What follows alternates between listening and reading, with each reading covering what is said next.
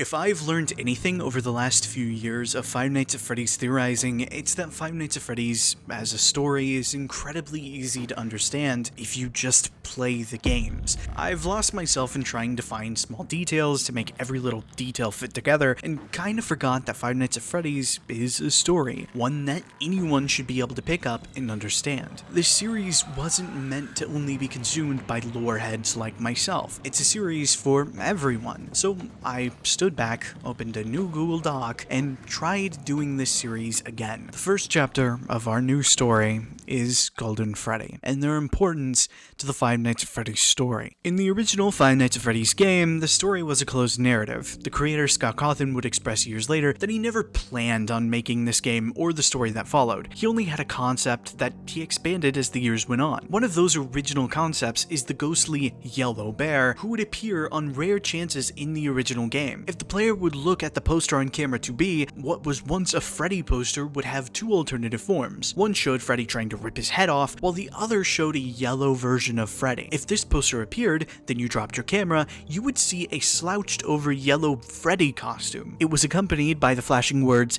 "It's me," before the yellow bear's face would cover the screen and crash your game. When the YouTuber Markiplier encountered this character, he would refer to it as Golden Freddy, and Scott would later use the name for the character going forward. Golden Freddy appeared in another place in the game, audibly in the Night 4 phone call. When the guard before you sends a message on this night, we can hear knocking on the door in the background. The guard panically asks for the player to check the suits in the back when Freddy's music box plays, caused by the power going out. The sound of groaning can be heard associated with Bonnie and Chica when they've made their way into your office, and the call closes out with the re-pitched scream of Golden Freddy. We can also hear this scream during the Night 5 scrambled phone call. With just this evidence alone, I understood Golden Freddy's purpose in the original game. Golden Freddy possesses basically the entire building, not just one costume. Our first encounter with him is when the poster we saw on camera 2B was changed, altered to his face. Our second was during those phone calls. He was with the other four attacking the guard, which means the guard can't send us another message. So Night 5's message wasn't sent by the guard, it was sent by Golden Freddy, messing with the phone. The very nature of a character who can teleport in and out caused you to have hallucinations without touching you. It all seems to imply Golden Freddy has some sort of power over the entire location. And this is just the tip of the iceberg. We can also find other altered places around the building, such as Camera 4A, where we find a wall of posters. These posters can be swapped out with drawings of crying children and the words, "It's me," just like the hallucinations. Camera 1C, Pirate's Cove, when Foxy runs out to get us, we can see the sign altered to say, "It's me." Camera 5, all of the heads and the endo in the room can face towards the player, even one picking itself up. The final one being Camera 4B, where the rules list can shift between 4 different newspaper articles detailing an incident from years ago when 5 kids went missing, just like the 5 characters we have in this game. All the details in this game spell out Mike's motivation for working at Freddy's, a motive we would see him have in a later iteration of the story as well. I think Mike was always related to one of the missing children, most notably the spirit inside of Golden Freddy. "It's me" represents Golden Freddy's influence over the location and other spirits reaching out to Mike. This was just the story told in Five Nights at Freddy's 1 and explains Golden Freddy's importance in the original story. As the series would go on, Scott would add to the character's spiritual presence. In Five Nights at Freddy's 2, the Golden Freddy wouldn't make an appearance until the 6th night, where the players warned about a yellow costume in the back that was moved. In a game that considers the haunted behavior of the characters to be an AI issue, employees noticing a Golden Freddy costume laying around the building would cause them to think an employee used the suit. This is also why they contact Fredbear's Family Diner to find a replacement, or to find someone who could explain how Golden Freddy could be moving around. Just like the first game, Golden Freddy can appear limp inside of your office, accompanied by a giant head in a hallway that will float in and attack the player. Golden Freddy would have another purpose via the custom night. On night 7, the player can set the AI of the characters, including Golden Freddy. When setting the AI of all of the characters to 20, the mode is referred to as Golden Freddy mode. Golden Freddy is the one manipulating the AI levels of the other characters. We're told as much during the phone call on night 6. Someone used one of the suits, a yellow one, now none of them are acting right. Golden Freddy's influence over all the characters did occur prior to this with the original game. Later on, when Scott would add the Easter egg of punching 1987 into the AI levels and getting jump scared by Golden Freddy. This game would also introduce the Shadow Freddy, who appears like Golden Freddy and sits in the back room. He'll become more important as the story continues. On to the next game, Five Nights at Freddy's 3, it would give us some more blueprints to understanding how Golden Freddy came to be. In the Follow Me minigames, after each night, we watch as the animatronics repeat the incident that happened all those years ago, being lured to the safe room and being destroyed. One by one, they're all destroyed, leaving our 5th animatronic, only instead we see a ghost child. They make their way to the safe room to scare the mascot killer into jumping into a yellow rabbit costume and getting spring-locked. We learn about spring-locks via the FNAF 3 tapes, setting up the finale as it details how the animatronic parts are injected back into the performer as shown with the mascot killer. Going back to Follow Me, completing the game normally will end the game off with a bad ending screen, with the animatronic shells across the ground, the main 4 characters, and a Golden Freddy mask in the background. If you replay the minigames and notice codes on the walls, they can be used to unlock hidden arcade games, where we can get cake and give it to 4 kids, leading to a birthday party where we give the 5th child cake, donning a Golden Freddy mask. This time, we see the 4 animatronic heads in the void without a light inside of their eyes, and the Golden Freddy mask completely gone. All the kids have moved on, giving us the end. Underneath these pieces, there was another story that I wouldn't notice until years later. This game tells us the fate of the Golden Freddy spirit. The 5th spirit was never killed at Freddy's. In the FNAF 3 tapes, we learn about how the spring-lock suits aren't safe, building up to the missing children's incident. Hello? This is just a reminder of company policy concerning the safe room. The safe room is reserved for equipment and or other property not being currently used and as a backup safety location for employees only. This is not a break room and should not be considered a place for employees to hide and or congregate. And under no circumstance should a customer ever be taken into this room and out of the main show area.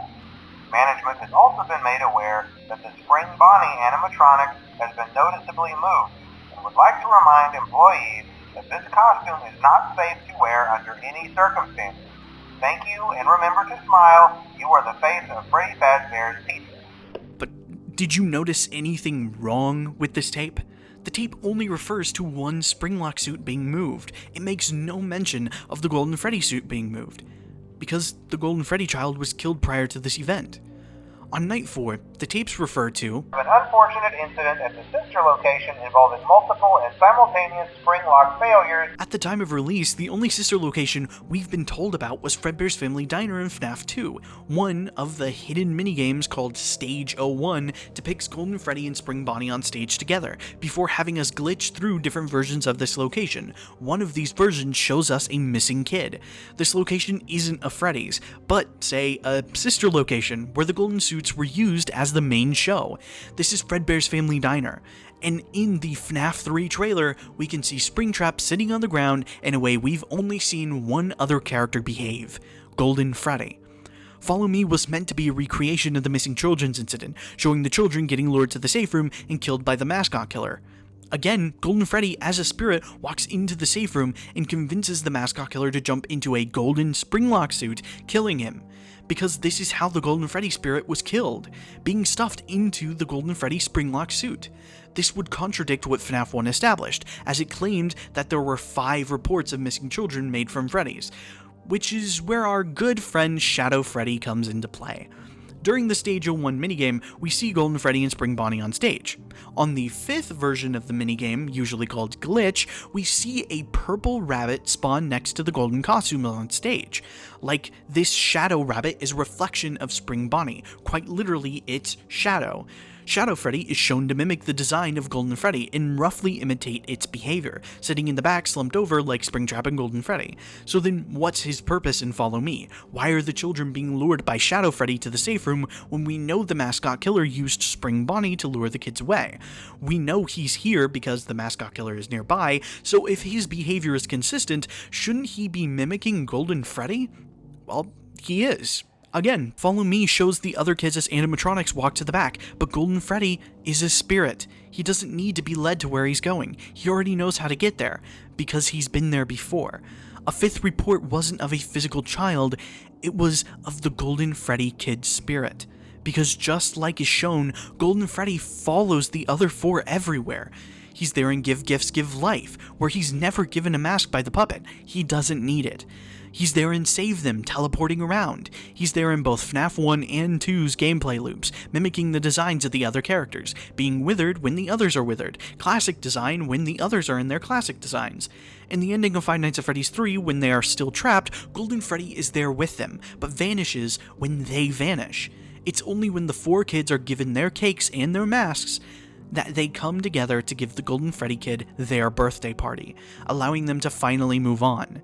They've always been this more spiritual character due to their circumstances, being killed differently from the others and using the other four he's bound himself onto to finally help him rest. Scott said in another timeline this was where the story ended, but instead, due to being unsatisfied with Five Nights at Freddy's 3, he chose to create another game, the final chapter, that was meant to build off the story from 1 through 3, a story filled with no Easter eggs, but rather important details to expand on the story told in Five Nights at Freddy's 3's hidden minigames. FNAF 4's story revolves around a child who's crying in his bedroom talking to his stuffed animals, most notably his golden stuffed animal. During the build-up of this game, we would be told that the purple attire was property of Fredbear's family diner, so the golden bear having purple attire most likely makes him the Fredbear we've been hearing about. The Fredbear plush consoles the crying child about being bullied by his brother, but promises everything will be fine, because he's here. The main four characters are separated from Fredbear, who sits on the bed, more visual connections of a Golden Freddy or Fredbear being different from others. When the child walks over to them, he says, "These are my friends." The minigame ends with the Fredbear plush saying tomorrow is another day. We'll discuss the night gameplay in a bit, as we continue into the minigame after night 1. This time, the child is allowed to move around the house, showing Fredbear appear in places a child can't realistically reach. So how did it even get up there? He walks into a room to the right where he finds a little girl's room with a broken mangle toy on the ground. Note that for later. He walks to the left before being jump-scared by an older boy in a foxy mask. After night 2, we find the child in a restaurant with a giant picture of Fredbear, implying this is probably Fredbear's family diner. When he runs to leave the building, a performer in a Fredbear suit stands in front of him. When Fredbear plush, despite not appearing anywhere on screen, warns, "Don't you remember what you saw? You know what will happen if he catches you." Heading to the left, we see shadows cast by a bear and bunny on stage. If you run back to the other room quickly, we can see the mascot killer helping someone into a mascot suit before shutting the doors. We return to the right and try to run past the shadows, but the child is afraid of the shadows as well. Again, keep note of this. He runs the other way before being blocked by the employee in a Fredbear suit. Night 3, the child can make it out of the building, coming across children along the street. One of these kids is a portly kid with a balloon wearing red, similar to Balloon Boy. The further we walk, we come across a playground in front of the child's house, where we see a little girl with toy versions of the FNAF characters, with a toy Chica. She's missing her beak, but that's not really important here. Note both of these as well. The boy walks into his house and turns on the TV, revealing a TV show about Fredbear and Friends 1983, depicting Fredbear, Foxy, Bonnie, Chica, and Freddy, the main four characters, and Fredbear being connected. He walks back to his room and is jump scared by the older boy again. After night 4, the child is locked in a storage closet filled with animatronic parts, where he's terrified, leaning against the door begging to be let out. All leading to the final event, where the older boy is revealed to be the crying child's older brother. The brother and his friends pick up the crying child and take him closer and closer to Fredbear, revealing the stage of Fredbear and Spring Bonnie, our final note. The brother lifts the crying child into Fredbear's mouth, causing the animatronic to bite down. Using the TV from before predicting the exact order of characters, this bite gives us a date, 1983. And if we take all the notes we've made, you may have noticed they directly connect to the hidden minigames from Five Nights at Freddy's 3. A boy holding a balloon like Balloon Boy, a broken mangle toy, the toy Chica, the stage being the same stage from Stage 01, and the shadows being literal shadows cast by Fredbear and Spring Bonnie. They were all connected. But there was always the 6th hidden minigame, the birthday party for the Golden Freddy victim, which flipped around lines up almost exactly with the bite. The countdown throughout the day segments was counting down to a party, one that the Balloon Boy says is for the Crying Child. Am I suggesting the Crying Child is Golden Freddy? That can't be, since I said Golden Freddy was a Springlock victim, and clearly being bitten by the suit in animatronic mode can't be considered a Springlock victim. And you're right.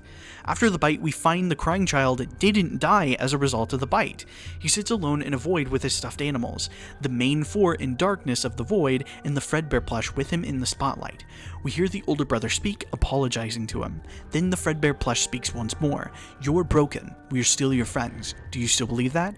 I'm still here. I will put you back together," as the plushies fade. Then, the child begins to cry harder before fading away as well to the sound of a heartbeat monitor going flat. The Crying Child is dead, but I don't believe that's the end of his story. If you look at the design of the Nightmare Fredbear from the night sections, it has one bizarre design choice that never made sense: a mouth in the stomach. The only connection that can be made here was the rumors the bite victim heard of the animatronic shoving you into suits like is shown with the mascot killer scene. The Crying Child was afraid of being stuffed into one of the Springlock suits. That's why he was so afraid of Fredbear. He didn't want to be put inside of one like the employees were, because what he was most afraid of would end up becoming his fate. Something else that I never questioned was, what does Fredbear plush mean by "you're broken and I will put you back together"? My initial thoughts was this was referring to his death. He was shattered amongst his plushies or the Freddy's characters, but there's just one issue I never saw. Bite victim isn't dead yet. Broken isn't referring to his death. So what does broken mean? Look back to Five Nights at Freddy's 1 when we're told about the Bite of 87, a related but not the same event. In this event, the victim is said to have survived, just like the Bite victim. Instead, it says they're missing their frontal lobe. In the Bite of 83, however, half the kid's head is shown to be in Fredbear's mouth. I think when the Crying Child was bitten, a piece of him was removed, trapped inside of Fredbear's mouth, making him physically broken. Which means the only way for him to be put back together would be for the rest of him to be put inside of Fredbear, to bring the pieces, his pieces, together. After beating Night 7, all we see is a closed blue box in the void, just as the Crying Child and Fredbear was. This box should symbolize what happened to the bite victim after being killed, but the box is locked, so we'll never know what it was. Or we would, had Scott not made a comment about it during the release of the Halloween update. I released Part 4 and somehow, no one, not a single person found the pieces. The story remains completely hidden. I guess most people assumed I filled the game with random Easter eggs this time. I didn't. What's in the box? It's the pieces put together. However, the context as to what the pieces were wouldn't be revealed until the release of the next game, FNAF World, as Scott tried to redirect the community towards what he was trying to say. FNAF World begins with the player in a void talking to a character with yellow eyes, who seems to repeat the Fredbear plush's lines of "I will put you back together." The game then shows another character with yellow eyes, a glitched version of the Fredbear plush, who speaks after the Fredbear character who's leading you astray. By following the glitch Fredbear's orders, we go around collecting clocks that line up with the ways to find the hidden minigames from Five Nights at Freddy's 3. We're told that this is to help the person the Yellow Eyes was talking to in the void, the Crying Child. By collecting all of the clocks, we get the final cutscene where the Yellow Eyes says, "We are still your friends. Do you believe that? The pieces are in place for you. All you have to do is find them. Rest." And by completing this ending, we get a trophy showing a child who is no longer crying. This is very different from the way that FNAF 4 ended, showing the messages in reverse and one having the kid be put together spiritually by completing the Happiest Day minigames and having the kid be put back together physically at the end of Five Nights at Freddy's 4. What's inside the box? It's the pieces put together. Golden Freddy. This is why in the files of FNAF World we can find an open box, showing the Golden Freddy kid is no longer locked inside the box, and why in the Halloween update teaser it says he put the pieces back together. The Glitch Bear helped the Crying Child move on, while the Fredbear plush trapped the Crying Child inside of Fredbear. And I think it's because of the mixture of the bite, the fear the Crying Child felt, and being put inside of the Golden Freddy suit to springlock him that created the Shadow Freddy. Or, as he's called in Five Nights at Freddy's 4, Nightmare. It's why in Night 7, right after the Crying Child has died, the night gameplay suddenly has Nightmare appear, a shadow, a memory, a reminder of what happened to the Crying Child looming over the FNAF 4 nighttime player's head, the older brother from the day gameplay. During the nighttime gameplay, the animatronics move in patterns relating to the previous set of characters, the ones from Five Nights at Freddy's 1, Bonnie coming from the right, Chica coming from the left, Freddy appearing in the darkness. In the gameplay, we can also hear the Night 1 phone call from Five Nights at Freddy's 1 in reverse. The older brother was Mike Schmidt, and the "It's me" we kept seeing from the original game was in relation to the Crying Child reaching out to his brother. Leading up to the release of Five Nights at Freddy's 4, a set of teasers would appear, one with Bonnie saying, "Was it me?" This would continue with Chica as well, switching up for Foxy saying, "or me," and the last one, a fusion of Nightmare and Nightmare Fredbear saying, "or was it me," with the words "probably me" inside the character's stomach mouth. Was it me? Probably me. It's me. The only other teaser of importance was the first one I mentioned of the purple hat and bow tie in the spotlight, just like the Crying Child and the Fredbear plush. One in the same. Crying Child is Fredbear. 4 games, 1 story. The story of a brother trying to save his little brother and the other victims of the mascot killer. This wouldn't be the end of the story, as the plot of Five Nights at Freddy's 4 would never be uncovered in time, and Scott wanted to redirect the community with the next entry. But before we get into that, we need to mention that Scott would release around this time a set of novels, which would expand on a few things in that timeline.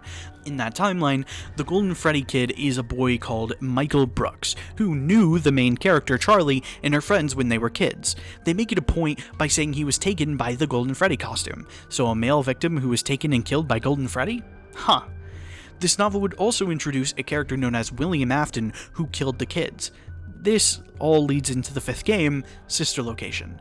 This game would have us play as Mike going down to a rental service called Circus Baby's Entertainment and Rentals, created by Afton Robotics, which was opened after the closure and massive success of Freddy Fazbear's Pizza, that had been abandoned for years since then, left to automated systems. The only thing employees went down there for was to maintain the automated systems and make sure they worked correctly, which Mike was hired for. This location was built to house the rental service robots, but there was more to the facility, as the breaker room map would display 3 familiar locations: the FNAF 4 night gameplay house, the Fun with Plush Trap hallway, and the FNAF 4 day house, mixed with Fredbear's Family Diner, which doesn't make sense. Sure, they could live really close to Fredbear's, but to have them be directly touching each other, it seems strange, mixed with them running power from an underground facility. We would get more information on this, as by not listening to Circus Baby, we can enter an off-limits private room where we can find a Fredbear plush with wide eyes and a remote in its hand. 16 buttons to be precise. There were also 16 locations in the FNAF 4 minigames. In the keypad above the static monitors, we can type in the year 1983, and by doing so, the cameras turn on, switching to the FNAF 4 bedroom and the Fun with Plush Trap area. This was revealing that this Afton guy was watching over the Crying Child and was the Fredbear plush. There's just one thing that doesn't match up. The Fredbear plush is currently in the private room, yet the cameras are still active, and the code for these cameras was 1983, directly relating to the Bite of 83 from FNAF 4. So if these cameras are still active, this implies what we're seeing isn't the Fredbear plush watching over the kid, it's the aftermath. One of the biggest questions is the designs of the fun time animatronics used in the rental service, which appeared to have luring technology. They were created to kidnap children before being placed inside of these rooms. Afton was recreating the life of the Crying Child, and I think it was to try and replicate his possession, what had made him become one with the Fredbear character. We're told in teasers leading up to Sister Location that the grand reopening of Circus Baby's Pizza World has apparently been cancelled due to reported gas leaks in the building, the original location the animatronics were meant to be at. Circus Baby talks about it a bit, referring to it being the only time she had ever been on stage before a little girl was left alone with Baby, causing her to grab the kid. But the kid was killed in the process, causing Afton to shut down the place under the narrative of the gas leaks. The game implies this little girl is actually the daughter of Afton. After her death, Circus Baby's eyes switch from blue to green. William would conduct experiments on her, ripping her soul apart and placing it in other characters. He would also use controlled shocks to loosen the soul's control over the characters, to make them more controllable. But he wanted more test subjects, which is what led him to abandon Circus Babies and pursue the missing children's incident. And turns out Mike looks a lot like Afton, as Baby confuses them and manipulates him into the scooping room. The animatronics, all removed from their shells, culminated into one body, the Ennard, who would climb into Mike after being scooped. Ennard would wear him for a bit before leaving his decaying body, telling him he won't die, and vanishing into a storm drain. This leads into a monologue from Mike detailing his reasoning for going to Circus Babies. Father, it's me, Michael. I did it. I found it. It was right where you said it would be. They were all there. They didn't recognize me at first, but then they thought I was you. And I found her. I put her back together, just like you asked me to. She's free now. But something is wrong with me. I should be dead, but I'm not. I've been living in shadows. There is only one thing left for me to do now. I'm going to come find you. I'm going to come find you. The important parts here are the "I put her back together" line, which can only mean one thing in this context. It was the Ennard being formed, his sister's pieces being physically put back together. This is implied by Ennard using the sister's voice in the private room in the sister location teaser, saying, "There's a piece of me inside every body." I think the sister throughout this game was meant to be a literal parallel to the Crying Child from FNAF 4. Everything in this game is the result of his death. The only issue that comes to mind is the use of a springlock suit that's from Circus Baby's Pizza World, or it would have had this entire operation not been incredibly shady from the get-go.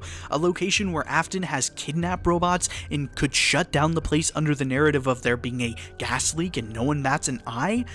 I don't think Afton using or developing a springlock suit for said location would contradict anything, as this place seems fully run by Afton, not Fazbear Entertainment. And while this could be the end of the story, there was still loose ends that needed to be tied up, leading to the development of Five Nights at Freddy's 6. Five Nights at Freddy's 6 builds more of an importance to the death of the puppet, but the teasers leading up to the story would show Baby arguing with the other souls in the Ennard, souls that would later go on to form the Molten Freddy. We're given more information about this character via the Candy Cadet stories and the Cassette Man's speeches. While the exacts are highly debated, and I have mixed thoughts on what they represent, the stories have a heavy emphasis on 5 things becoming one. The more heavy evidence has to be the Insanity ending speech, where the Cassette Man details the event of the missing children's incident. It's only now that I understand the depth of the depravity of this creature, this monster that I unwillingly helped to create, as if what he had already done wasn't enough. He found a new way to desecrate, to humiliate, to destroy. As if the suffering wasn't enough, the loss of innocence, the loss of everything to so many people. Small souls trapped in prisons of my making, now set to new purpose, and used in ways I never thought imaginable. He lured them all back to a familiar place, back with familiar tricks. He brought them all together. Are they still aware? I hope not. It keeps me awake at night. I could make myself sleep, but not yet.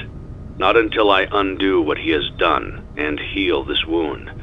A wound first inflicted on me, but then one that I let bleed out to cause all of this. He set some kind of trap. I don't know what it was, but he led them there again. He overpowered them again, and he robbed them of the only thing that they had again. I don't know how those tiny breaths of life came to inhabit those machines, but they will never find rest now, not like this. I have to call them all back, all of them, together in one place. This all implies that in Follow Me, Afton had taken the souls from the main cast and used them somewhere else that's kept them trapped, and the cassette man is trying to lure the children back, yet the roster of characters don't have them, unless he's referring to Molten Freddy. I mean, we're never told where the souls in the Fun Times came from, and the novels would later go on to introduce this same concept with the amalgamation of the classics having something called Remnant taken from them and injected into the Fun Times. During Henry's speech, we saw the scooper from Sister Location was meant to inject Remnant into objects, 5 souls from the 4 missing children and the Crying Child. I mean, the character would take the form of a Freddy mask with the same eye lit up from the bad ending of Five Nights at Freddy's 3 and would say things like, "Thanks for letting me join the party. One big happy family." This would make the ending of Five Nights at Freddy's 6 be 2 families affected by Afton finally coming together in one place, also the cassette man could enact his plan and burn the building down with everything inside to set the children free and force Afton into hell. There's just one more thing we need to mention. In Five Nights at Freddy's 6, we need to play 3 more arcade machines, that being Security Puppet, Fruity Maze, and Midnight Motorist. Fruity Maze depicts one of the missing children being lured away by the Yellow Rabbit, and asking her to follow me. Security Puppet would depict the security puppet looking for a child with a green bracelet to make sure she doesn't leave the building. But on the 3rd playthrough, the puppet is blocked by boxes, causing a little girl to go outside and be killed, and the puppet lays on top of her, recontextualizing the death of the child inside the puppet. In our final minigame, Midnight Motorist depicts the purple car from Take Cake to the children driving down a highway before pulling off into the middle of the woods. We drive past a location called Junior's, but since this is midnight, it's likely a restaurant open at late hours of the night. After being told he can't come in, our mustard-colored player goes to his house in the middle of the woods, surrounded by bushes. He walks inside to someone sitting in a chair watching TV, who tells the mustard man to leave him alone tonight, he had a rough day. But the mustard man ignores this request, knocking on the door, saying to open the door. He goes to walk away before telling himself it's his house, and this time banging on the door. When they don't respond, the mustard man says he'll go around the house to get in, and sees the broken window before saying he's ran off to that place again. He'll regret it when he gets back. See, there was another location in the minigame where you could find a clearing with just one object, a mound of dirt. And using just the context from this minigame alone, it seems the kid ran off to this mound of dirt, something he does often, and the Mustard Man plans on punishing him for it. And considering the imagery throughout this game, I think the Mustard Man we're playing as is Afton, this time portrayed as Orange since we're actively playing as him, and to create a connection between him and Fredbear, because I think this minigame gives us context to the events of Five Nights at Freddy's 4. After the events of FNAF 4, when Afton springlocked the Crying Child, he buried the body of the character in the middle of nowhere, where no one would find it. But at night, the animatronic would appear outside of Michael's window, leading him to have nightmares of Fredbear haunting him in his sleep. Years later, these dreams would come back in the form of Five Nights at Freddy's 4 after the events of the FNAF 1 gameplay. This house in the middle of the woods is the same one from the menu screen of Five Nights at Freddy's 4, with shadows of the nightmares watching over his house. And these ideas seem to be backed up by the novels. In the Twisted Ones, the main plot follows a set of murders caused by people being springlocked when they find out a set of animatronics come to life at night and find people who look like Charlie and springlock them. Unlike the novels, Golden Freddy isn't controlled by Afton and can project itself as a ghost anywhere, which is why the mound is unchanged. The Twisted Ones would also include details such as Clay keeping the animatronics in his house, however they break out and the gang try to catch up. When they lose the classics, instead they see a shadow Freddy in the distance, which John says seems to want them to follow him. We'd also get to see what appears to be an underground restaurant with blue tablecloths that looks like nobody's ever been inside of it, which is filled with old mascot costumes and illusion discs, a technology used to mess with the mind and its connection to objects. Considering this location leads back to Charlie's house, this seems to be where her father tried to replicate Charlie's life, just like Afton in the games. This novel would also end with Charlie ending up inside of one of the springlock suits and being killed. The next time this version of her would appear would be in the 4th closet, where she would be found inside of a box, just like what happened to the Crying Child. These novels were intended to adapt the story of Five Nights at Freddy's in a non-game format, and lines up really well. By completing all those arcade minigames, we get the Allure Keeper ending, which shows 6 graves, the puppet in the back, like in Happiest Day, and the main 4 lining up with the heads from the FNAF 3 endings. The final grave would be covered, as the name would be revealed in the survival logbook. The survival logbook starts off with the name of Mike, but the name's scribbled out in the same red pen.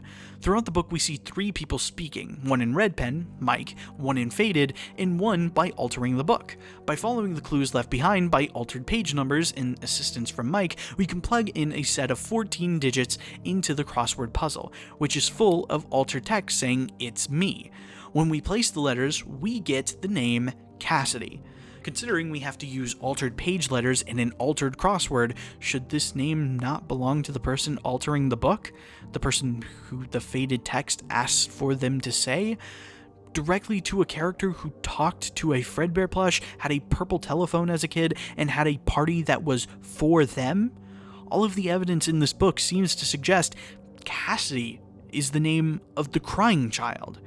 Which leaves us with the name of the faded text, which seems to be found in the Foxy grid, a grid with red text of ABC and a set of fading numbers on the side. Or we would find it that way if we didn't already know their name. Throughout the book we see tally marks, 7 tally marks of 5, and 1 tally mark of 4. The name of the faded text is 4 letters long, and the answer is found in a Foxy grid with red pen. And I think this is where the original story of Five Nights at Freddy's ends. However, there is one more part that can give us more evidence. Ultimate Custom Night. I have conflicted feelings about the full story of this game, but everything tying to Golden Freddy in this game correlates back to the Crying Child. The face we see in the game is of Scott's son, not a little girl. The characters the vengeful spirit talks out of are the mediocre melodies, which, considering more recent information, ties this character to some of the early parts of the FNAF timeline. We've also never heard the Crying Child speak, so there's no way we'd know if he'd have a British accent or not, considering, the events of these games take place in Utah. The final room unlocked in the game is the FNAF 4 bedroom, which doesn't line up chronologically or release order-wise. The Bear of Vengeance cutscenes depict Freddy, Foxy, and Mangle. The only 3 characters lining up with these characters would be the Crying Child for the Vengeful Bear, Mike for Foxy, and Elizabeth for Mangle. The feud between the characters is more pranks and household chores than actual issues, which seems exactly like Mike and Crying Child's relationship. And the final cutscene of the game is of Golden Freddy being springlocked in the void. And may I remind you, the only person we've ever seen in the void was Crying Child. By putting Golden Freddy on one and trying to deathcoin him, it will result in Fredbear stopping you, just like how Crying Child saw the Fredbear plush as his protector. And by putting Old Man Consequences on one, we'll see a red bear falling before reaching a red lake in the middle of the woods. When he talks to the man, he tells the bear to leave the demon to his demons, rest your own soul for now, and by jumping into the lake, the game closes. This game reuses the same code from FNAF World, where reaching this lake gives you an image after jumping in of 3 people together in front of a TV, Mike, Crying Child, and Elizabeth, with the file name Happiest Day. And this was all in the original story of Five Nights at Freddy's, as the modern information includes some key moments as well. FNAF AR's DLC, The Dark Circus, depicts Golden Freddy with 2 golden locks on him, just like the box. Help Wanted is completely devoid of Golden Freddy, outside of Curse of Dreadbear DLC, which depicts a stitched-together Freddy who rises from the mound of dirt, with the FNAF 4 house in the distance and a car that will shift its lights to purple, referencing Midnight Motorist. This character quite literally rises from a lake, like how we saw the red bear go into in UCN. In the barn, we find balloons straight out of the FNAF 4 Halloween update, and by hitting 3 specific posters, we get the words, "It's me." The cake in the room has 7 candles, which, a while later in the story Didophobia from Tales from the Pizzaplex, would mention a boy trapped in the FNAF 4 night house was 7 when he was kidnapped and forced to believe that he was 7 for 10 years. In Help Wanted 2, in order to get the Golden Freddy doll, the player must mix 4 main flavors and a can of soda Roni to get the Golden Freddy plushie. And the most damning, in the week before, by plugging in the date 1983, we overhear the big bite as an employee yells at the bullies. A song called "The Secret Ingredient Is You" plays before the kid gets bit, but the crying continues before the phone guy is bitten, directly saying, "Crying Child is Golden Freddy." And that is all the story of Golden Freddy we have so far in Five Nights at Freddy's. I know this isn't going to be everyone's favorite video of mine, considering these ideas aren't popular by a long shot, but it was a narrative I felt I needed to actually look into after talking with Cori from Dual Process Theory. I'm sure you have, but if you have any of these points I made in this video that didn't exactly fit well to you, I would suggest watching their We Actually Solved Five Nights at Freddy's video for a few alternative interpretations. There's a few points I need to look further into as I expand this version of my timeline, so any other points or alternatives you have would be welcome in the comments below. If you want to see more videos in this version of the timeline, let me know by liking the video and subscribing to stay up to date when I release even worse theories that will follow this one. Remember, this was just a theory, and I'll see you all again soon. Mata ne!